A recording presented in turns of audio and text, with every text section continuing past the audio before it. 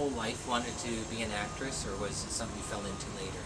It's definitely something I fell into, but I guess I'm not that old, so halfway through my life I have been.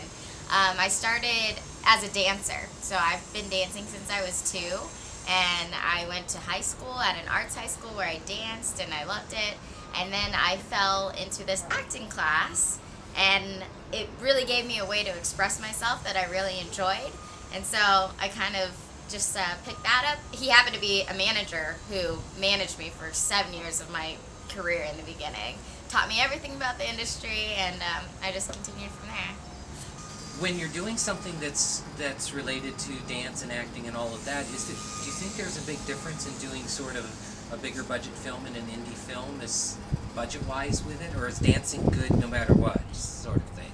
Well, Music High was a little more focused on singing, so that was a little different in general. We had performances, like we'd have competitions, so we'd have to go out on stage and like perform a whole song, and so that in general was different than learning a whole dance routine or doing something that you know has to involve other people, like in Bring It On. Everything is choreographed together, so we all train together to look exactly the same and do the same choreography.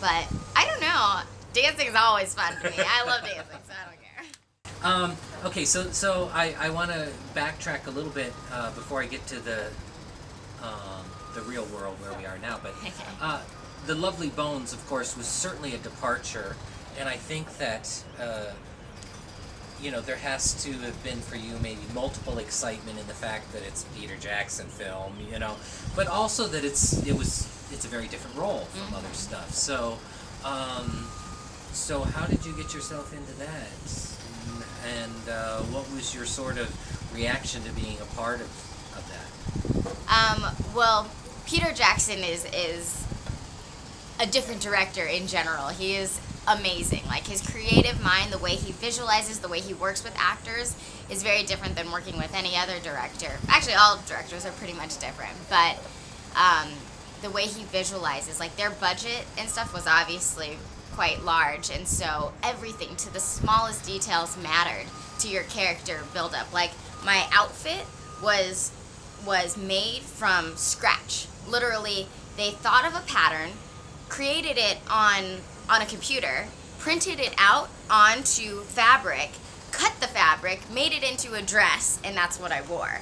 Same thing. Like, that's how to the detail. Every rhinestone that went on, you know, like some of my outfits were only in the shot for 2 seconds maybe, and they spent hours making these. They gave me an Asian accent, which was interesting. I had a beautiful, lovely white Jewish lady teaching me an Asian accent because I didn't grow up with one, or, you know, I wasn't really around it. So that was interesting because that was a different focus for me. That was something else that I had to think about all the time, was how do I say this, you know, and sound natural and fluent in that way.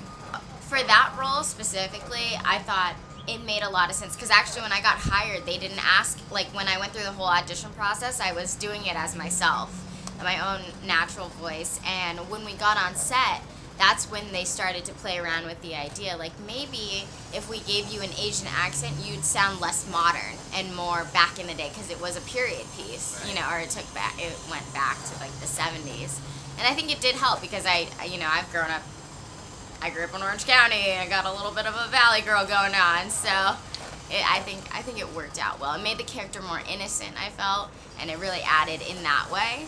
It wasn't like, oh, I am a stereotypical Asian, you know?